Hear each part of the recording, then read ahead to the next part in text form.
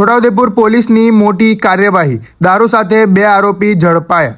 છોટાઉદેપુર પોલીસને મળેલી ચોક્કસ બાતમીના આધારે રંગપુર નાકા પાસે ઓરસંગ બ્રિજ પર Hyundai venue car number GJ23CJ 6222 અટકાવી તપાસ હાથ ધરવામાં આવી હતી।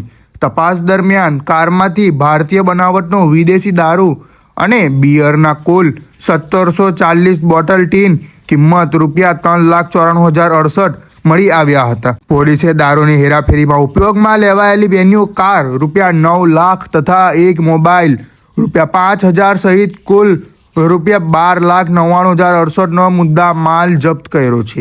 આ મામલે પોલીસે નરેશભાઈ ઉર્ફે કટ્ટો તેરસિંગભાઈ રાઠવા અને મુકેશભાઈ રામસિંગભાઈ રાઠવા એમ 2 આરોપીની ધરપકડ કરી છે, જ્યારે અન્ય 3 આરોપીઓને ઝડપી પાડવા પોલીસે તપાસ ચક્રો ગતિમાન કર્યા છે।